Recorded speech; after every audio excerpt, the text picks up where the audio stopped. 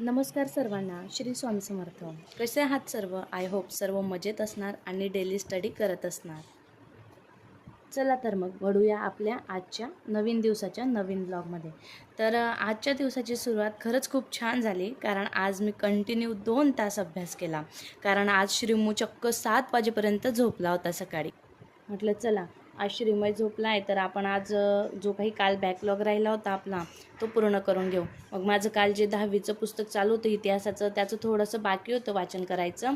मग म्हटलं चला आज आपण आता सकाळी सकाळी आधी पहिले ते पूर्ण करून घेऊ.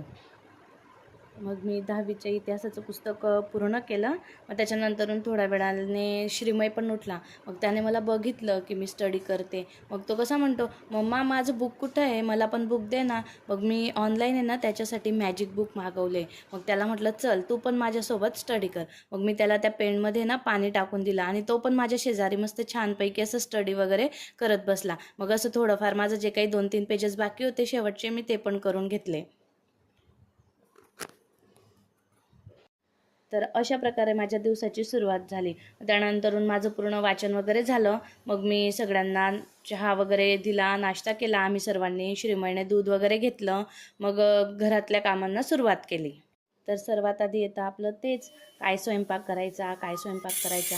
तर मी रात्रीच ना थोडे छोले भिजत घातले होते. चला तर मग म्हटलं आता मस्तपैकी छान चटपटीत छोल्यांची भाजी करूया आणि राईस वगैरे करूया आणि चपात्या.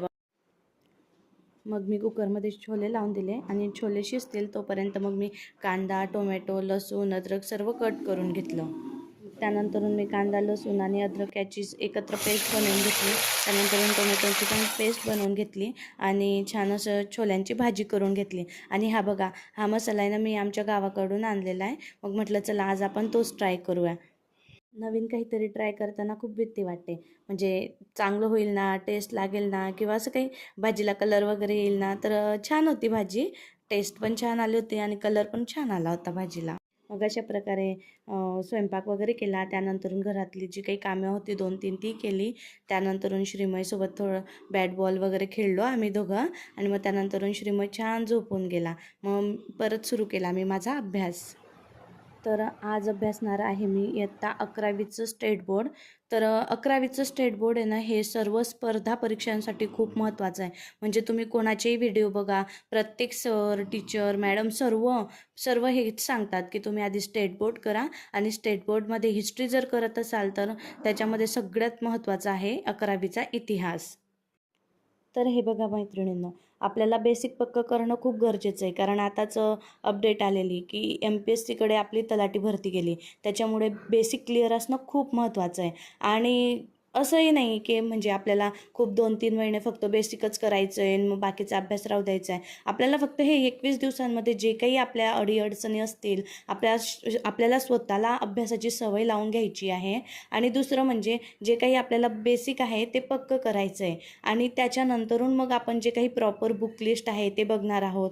मग त्याच्यानंतरून जसा काही आपला प्रॉपर स्टडी प्लॅन असायला पाहिजे तो आपण बघणार आहोत.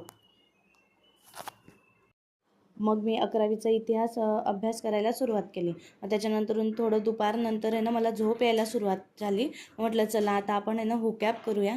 मग मी MJ शेख सरांचं जे बुक आहे ना ते रेफर केलं आहे. म्हटलं म्हणजे त्याच्यामध्ये मला खूप असं इझी लँग्वेज वाटते. मग मी त्याच्यातून जे काही हुकॅप असतं दिवसाचे ते करत असते. इथं मला तुम्हाला एक सांगायचं आहे. मी 21 दिवसांचं चॅलेंज घेतलं आहे ते सर्व ठीक आहे. पण 21 दिवसांचं चॅलेंजमध्ये मी असं नाही ठरवलं आहे की मी सकाळी 4लाच उठणार आहे, मी 5लाच उठणार आहे आणि मी रात्री 12लाच झोपणार आहे.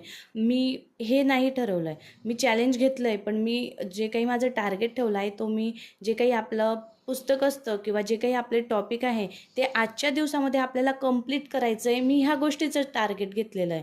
म्हणजे असं नाही की 5लाच उठायचं आणि मग कधी श्रीमय जर लवकर उठला तर मग कसं करायचं, किंवा रात्री आपल्याला म्हणजे लवकर झोप आली तर मग काय करायचं, किंवा म्हणजे एखाद्या दिवशी नाही अभ्यास झाला तर आपलं टार्गेट फक्त एकच पाहिजे की आपण एखादा टॉपिक घेतला पाहिजे आणि तो आज आपल्याला दिवसभरामध्ये पूर्ण करायचाच आहे असं पकडून टार्गेट केलं पाहिजे.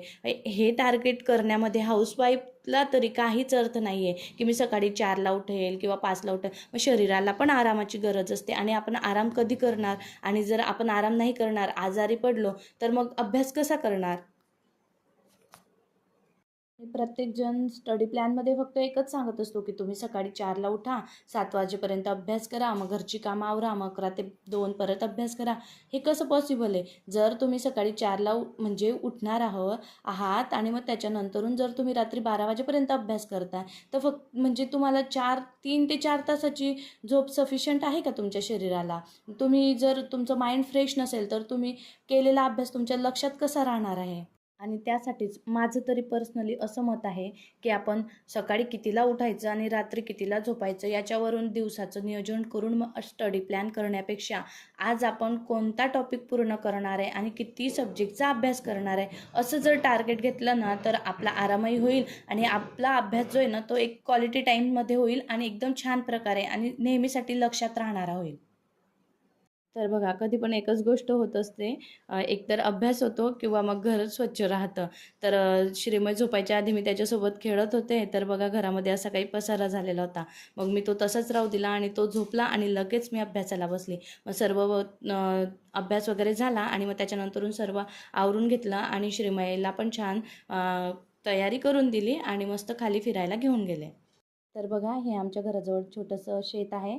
संध्याकाळी इथला व्ह्यू खूप छान दिसतो. तर जेव्हा पण मला असं माइंड फ्रेश करायचं असतं, तेव्हा मी श्रीमयला या साईडला घेऊन येत असते आणि इथं थोडा वेळ आम्ही दोघं पण फिरत असतो. रात्री परत मी 11वी इतिहास कंटिन्यू केला, कारण की तो खूप मोठा आहे. त्याच्यामध्ये जुनं आणि नवीन दोघं पण दिलेले आहे. आज तर माझा 11वी इतिहास जुनं पण पूर्ण नाही झालं, तर उद्या परत ते करावं लागणार आहे. चला तर मैत्रिणींनो, तुम्ही अभ्यास करत राहा. माझा व्हिडिओ आवडला असेल तर लाईक करा, शेअर करा आणि सबस्क्राईब करायला विसरू नका. थँक्यू.